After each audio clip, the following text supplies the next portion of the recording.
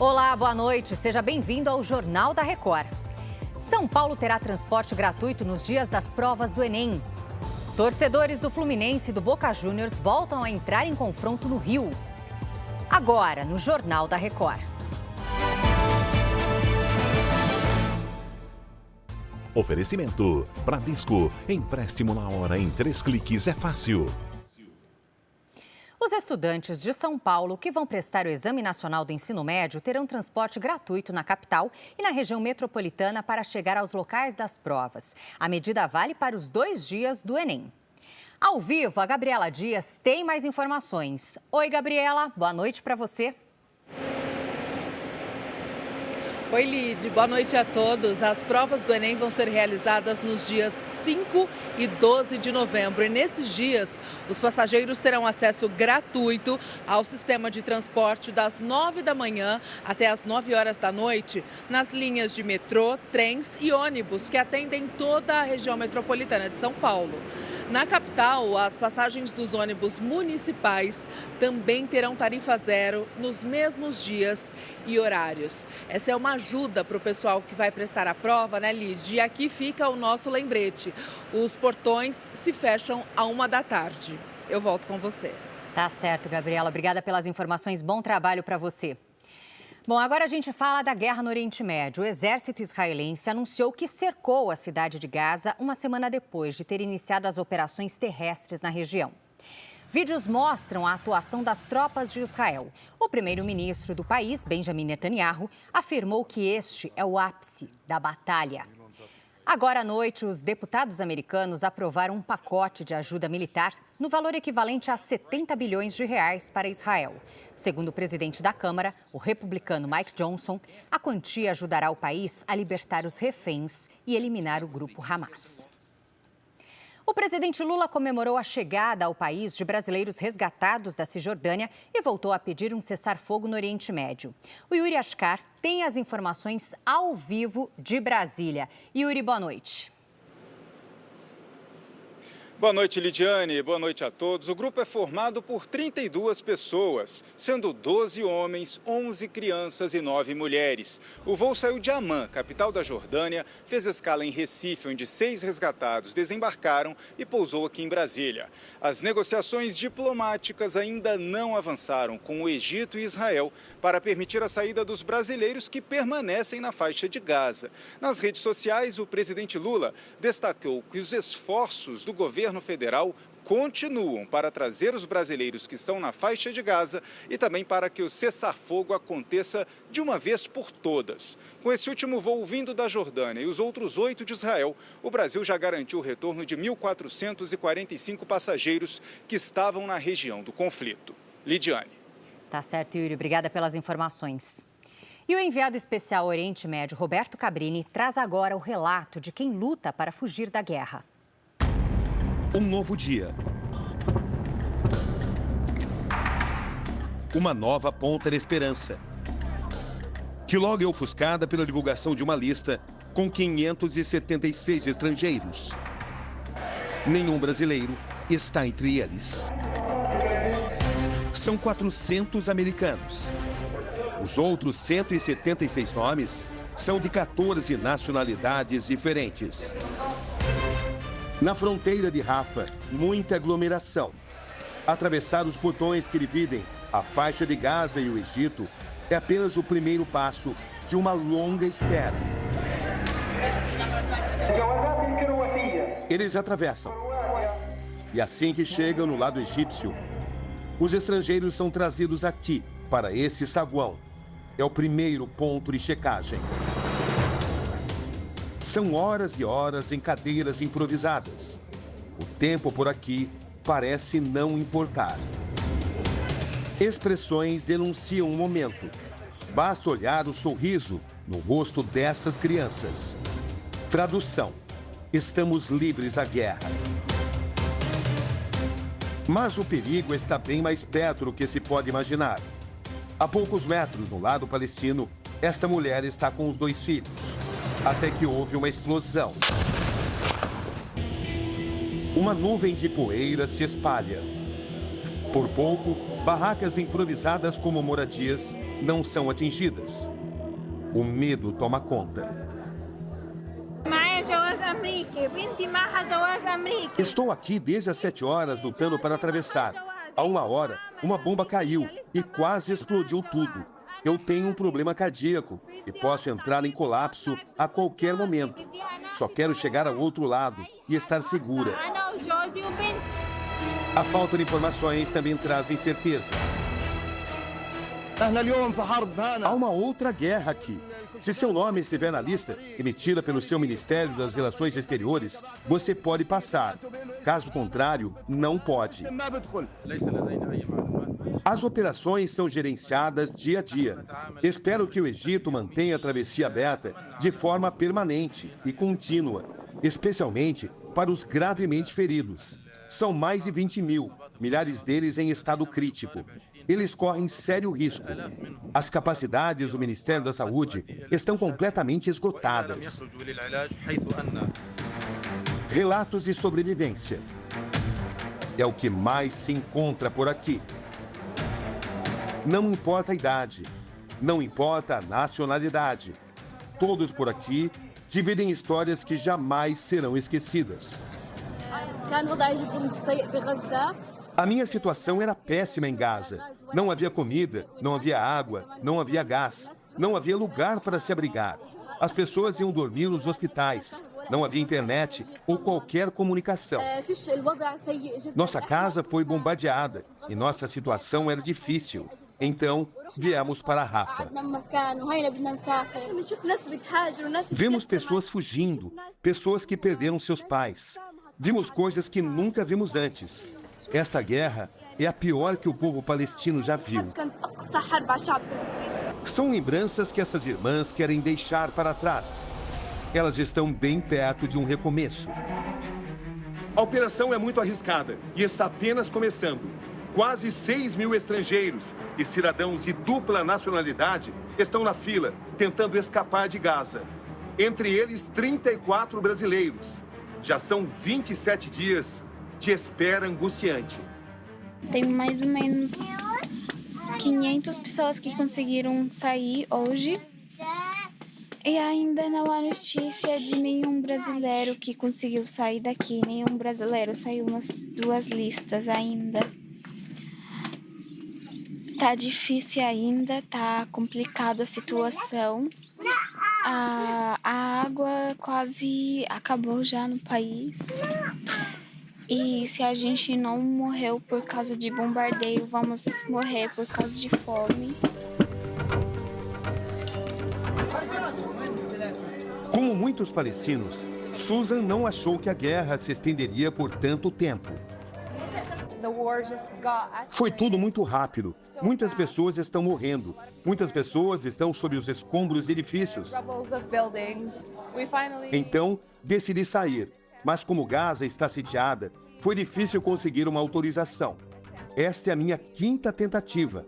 Agora, finalmente, parece que vou conseguir. Apesar do alívio, Susan se preocupa pela família que vai ficar para trás.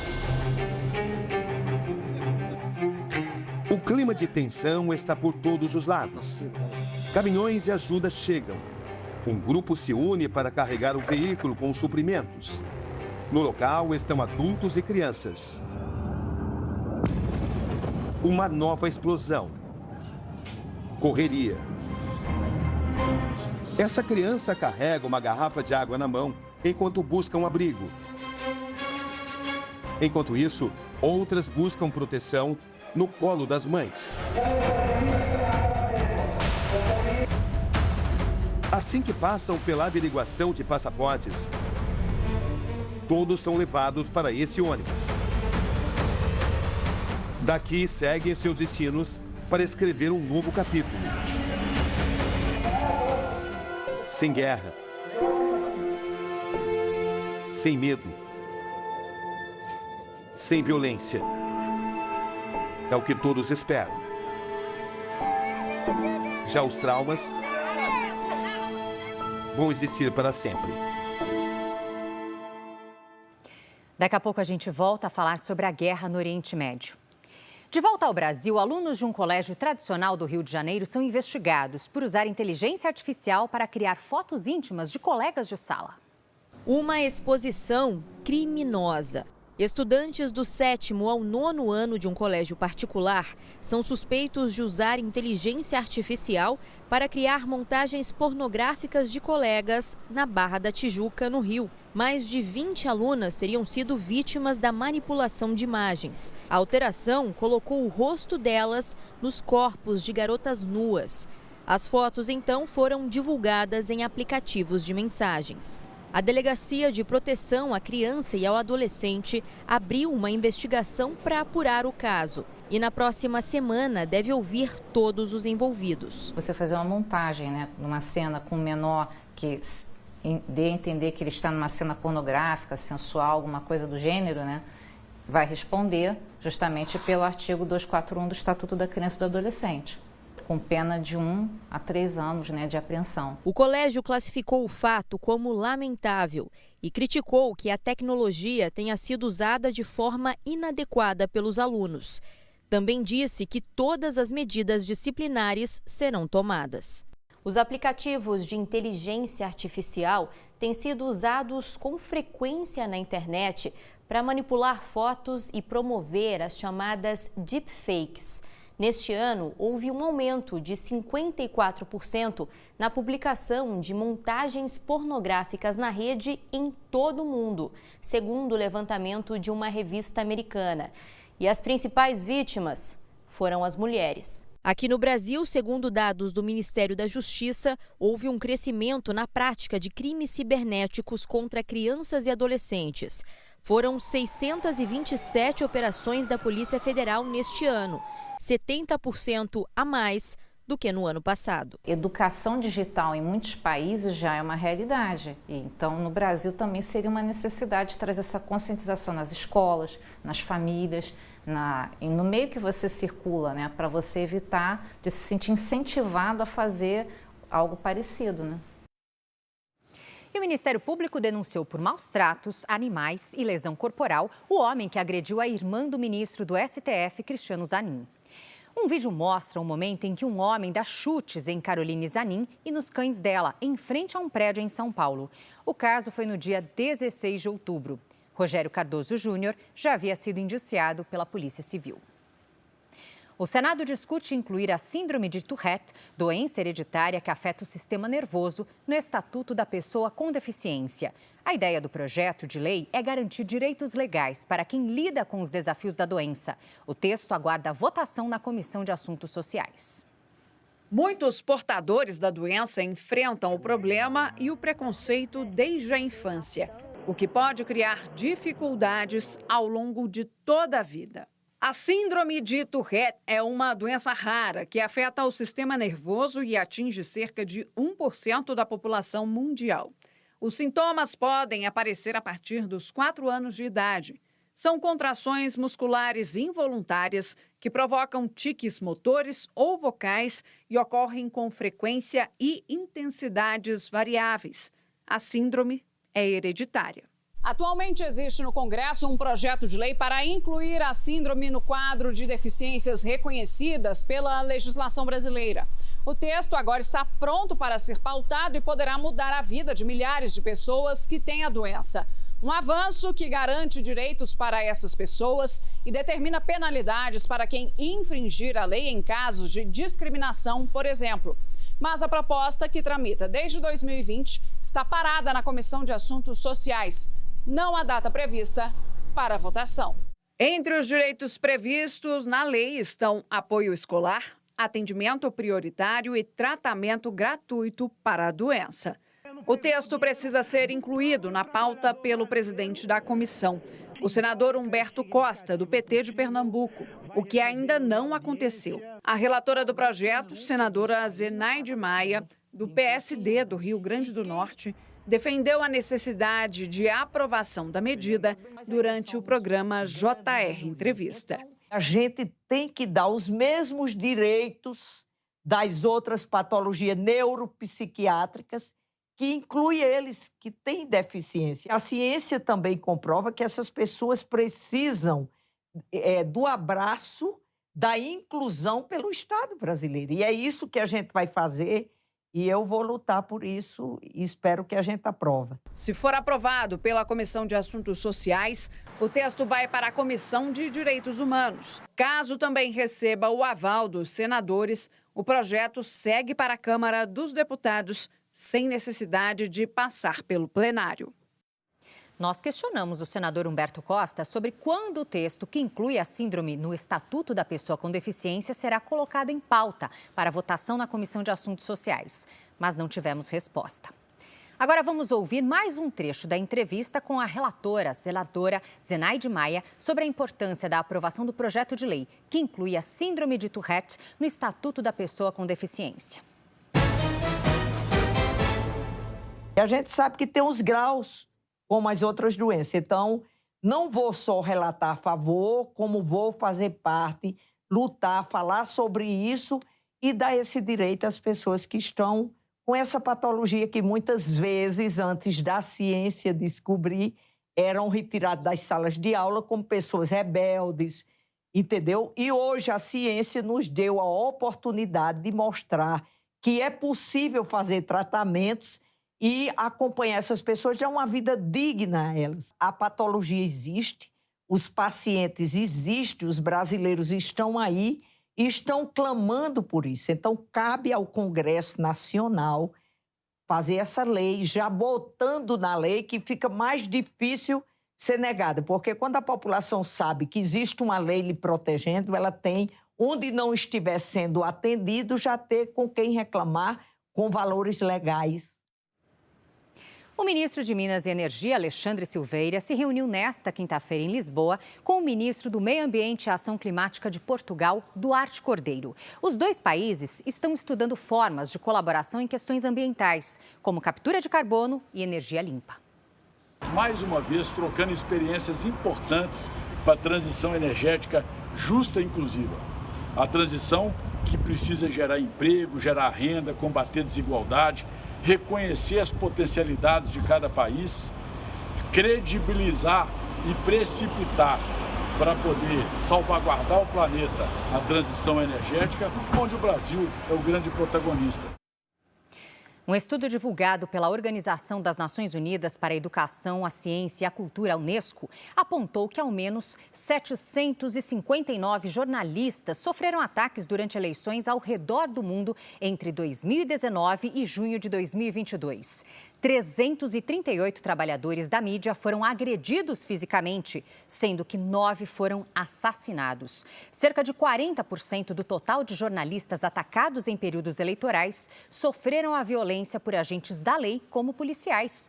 O levantamento da Unesco também contabilizou ao menos 13 mortes de jornalistas enquanto cobriam protestos desde 2015.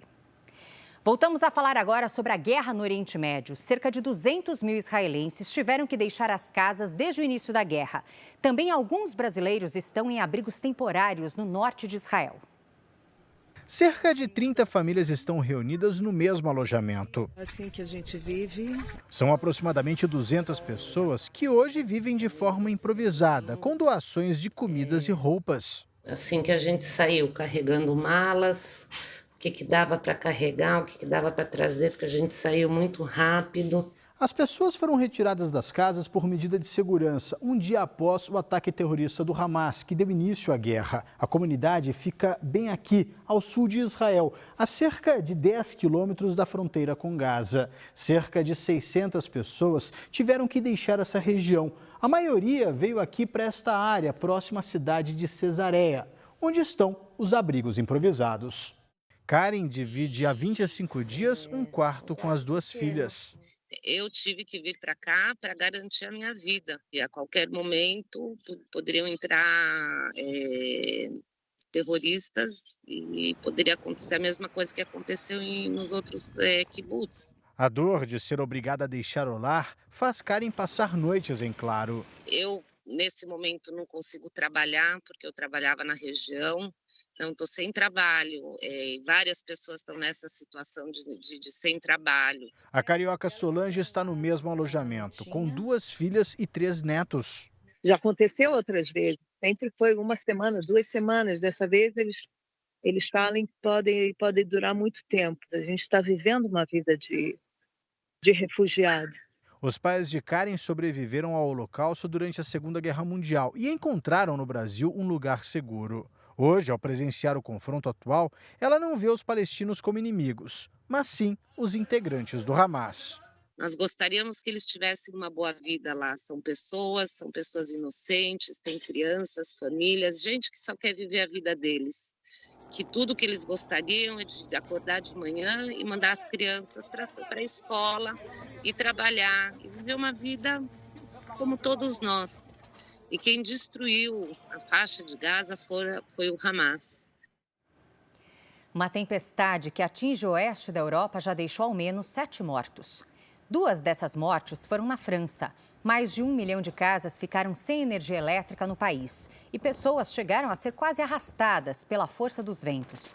Na Espanha, uma árvore caiu em uma faixa de pedestres. Uma pessoa morreu e 5 ficaram feridas. A agência meteorológica do país emitiu alerta vermelho para rajadas de vento e fortes chuvas. O fenômeno também atingiu o Reino Unido. O Brasil tem se tornado cada vez mais um destino atraente aos investidores japoneses no campo da energia verde e sustentabilidade. Um estado, em especial o Piauí, com maior crescimento nesse setor, vem fechando parcerias na Ásia. Com um tamanho menor do que muitos estados brasileiros e recursos limitados, o Japão sempre está em busca de parceiros para suprir fontes renováveis de energia. Só a Agência de Cooperação Internacional Japonesa investiu o equivalente a 503 milhões de reais em projetos de energia solar no Brasil. Enquanto outras empresas japonesas correm atrás de recursos para a produção de fertilizantes orgânicos ou descarbonização de carros híbridos e elétricos. Uma constatação que ficou evidente durante a visita da comitiva liderada pelo governador do Piauí, Rafael Fonteles, ao Japão. O Brasil, pelas próprias condições naturais, tem condição de produzir o hidrogênio verde mais barato do mundo. Então, se vai haver toda essa demanda em função dessas metas de descarbonização que foram assumidas pelos países e pelas empresas. Então, é uma oportunidade ímpar para nós termos um novo ciclo de industrialização. Esse é um ônibus movido a hidrogênio que circula pelas ruas de Tóquio. O Japão tem investido cada vez mais em veículos assim, com zero emissão de carbono. O problema é que a tecnologia ainda é mais cara. É aí justamente que o Brasil entra como um grande parceiro, principalmente no setor de energia renovável e agronegócio. O estado do Piauí se destaca devido às condições favoráveis de exposição ao sol, vento, recursos naturais como a amônia, além de infraestrutura comercial. Antes de chegar no Japão, o governador Rafael Fonteles assinou acordos de desenvolvimento e pesquisa com empresas e portos da província de Fujian, na China. Um deles estabelece uma zona piloto de livre comércio entre os portos de Xiamen e Luiz Correia.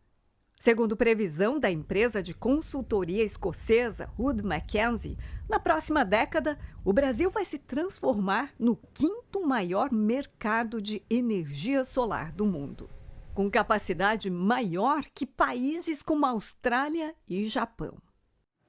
E o feriado foi marcado por violência entre torcedores argentinos e brasileiros na zona sul do Rio de Janeiro. O repórter Lúcio Castro tem mais detalhes. Lúcio, boa noite para você. Boa noite, Lidiane. É isso mesmo. Os argentinos estão na cidade para a final da Libertadores entre Fluminense e Boca Juniors, que acontece no sábado no Maracanã. A briga entre torcedores dos dois times foi na praia de Copacabana, na zona sul da cidade. Houve confusão e correria na areia. A polícia militar foi acionada e precisou agir, usando balas de borracha e gás de pimenta. Pelo menos 3 torcedores do Boca foram detidos. A segurança segue reforçada e a situação no momento está controlada. O governo do estado montou um esquema de policiamento reforçado. Para a decisão do sábado, são esperados cerca de 30 mil torcedores argentinos no estádio. Lidiane. Valeu, Lúcio, pelas informações. Obrigada. E o atacante Neymar passou hoje por uma cirurgia no joelho esquerdo em Belo Horizonte. Especialistas afirmam que ele só deve voltar aos gramados no segundo semestre do ano que vem. O vídeo postado pelo pai do atleta pouco antes da cirurgia mostra que o craque estava animado. A cirurgia durou cerca de 4 horas. Neymar chegou à capital mineira na quarta-feira. Foi do aeroporto direto para o hospital, onde fãs, curiosos e jornalistas ficaram de plantão. O atacante se machucou em Montevidéu, no jogo entre Brasil e Uruguai, válido pelas eliminatórias da Copa. A contusão aconteceu numa disputa de bola sem contato com o adversário. Neymar sofreu um rompimento do ligamento cruzado anterior no joelho esquerdo, que une os ossos da tíbia e do fêmur e garante estabilidade na articulação. Na cirurgia de hoje, os médicos fizeram a reparação do ligamento e também do menisco, uma estrutura que funciona como uma espécie de amortecedor entre os ossos do joelho. Ficamos muito satisfeitos com o resultado, a cirurgia foi um sucesso. Ele deve ficar no hospital por 24 ou 48 horas, dependendo da sua evolução clínica. A partir disso, ele segue para a próxima etapa, que é a reabilitação fisioterápica. A volta de Neymar aos gramados ainda deve demorar. Segundo especialistas, nesse tipo de lesão, o tempo estimado de recuperação é de cerca de 10 meses. Ele só deve voltar a jogar no segundo semestre do ano que vem. Benjamin, de 6 anos, é fã do Neymar. Assim que soube que o atacante passaria por uma cirurgia, ele insistiu para ir ao hospital. Aproveitou para bater uma bola e desejar uma boa recuperação ao craque preferido. Eu vou falar, você é o melhor jogador de todos, você joga em todos os times, é boa sorte. Sorte melhor que essa? Bom, 3 jogos completaram a 31ª rodada do Brasileirão. O Red Bull Bragantino venceu o Goiás fora de casa e segue em 3º lugar na luta pelo título. Já o Vasco, mesmo com a vitória, segue na zona do rebaixamento. Gabriel Peck aproveitou o rebote. De cabeça, fez o primeiro do Vasco contra o Cuiabá. O argentino Orejano fez linda jogada e decretou a vitória por 2-0. O Vasco subiu uma posição para 17º, mas ainda segue na zona de rebaixamento. No Morumbi, o São Paulo recebeu e derrotou o Cruzeiro com esse gol de Luciano, de cabeça. O tricolor é o 10º colocado e o Cruzeiro o 16º, a apenas 3 pontos do Z4. O Brasil teve mais um dia de conquistas no Pan de Santiago. Um ouro inédito na ginástica e outros 2 no atletismo com um verdadeiro show de um jovem velocista. O Bruno Piscinato acompanhou tudo direto do Chile. É para lá que a gente vai agora. Oi, Bruno, boa noite. Oi, Lidiane, uma boa noite para você. Olha, um dia recheado de medalhas de ouro para o Brasil aqui em Santiago. Para começar, no triatlo lá em Vinha del Mar, na praia, o Brasil ganhou com Miguel Hidalgo numa chegada emocionante. Depois de nadar, pedalar, ele chegou 1 segundo na frente do americano, garantiu o primeiro ouro do dia. Na sequência, na luta, a gente teve a Júlia Penalber, que venceu uma canadense e garantiu o segundo ouro do Brasil. Partindo dali, fomos para a ginástica rítmica, onde as meninas brasileiras deram um show de plasticidade. Primeiro, a Babi Domingos, a Bárbara Domingos, garantiu uma medalha inédita para o Brasil no individual geral. Na sequência, foi a vez do conjunto brasileiro, o time brasileiro, vencer a prova, 2 ouros para a ginástica rítmica. E para fechar, dentro do Estádio Nacional, o atletismo brasileiro garantiu outras 2 medalhas de ouro. Primeiro, Renan Galina nos 200 metros rasos. E depois ele teve pouco tempo para descansar porque ele participou do revezamento 4x100. O Renan fechou o revezamento e o Brasil ganhou mais uma medalha de ouro no atletismo. Olha, graças a Deus acabou, mas muito contente com essa competição. Foram bastante provas no mesmo dia, mas é um sacrifício que eu estou disposto, tanto pela equipe como também individual. Então, para mim, é uma satisfação imensa. Parabéns para os meninos do revezamento brasileiro. E olha, nesta sexta-feira temos mais competições. Ginástica rítmica pode trazer mais medalhas para o Brasil. Ainda tem atletismo no Estádio Nacional e olho na vela. Teremos regatas decisivas, inclusive com Martini e Caena, que podem trazer o ouro para o Brasil. Boa noite para você, Lidiane. Boa noite, Bruno. Obrigada. Seguimos aí com o pé quente, hein? No quadro geral, o Brasil está em segundo lugar, com 46 ouros e um total de 145 medalhas. Este foi o Jornal da Record. Ouça essa e outras edições dos boletins JR 24 horas, agora também nas plataformas de áudio. Você fica agora com Fala que eu te escuto. Record 70 anos. Tem a sua cara. Boa noite.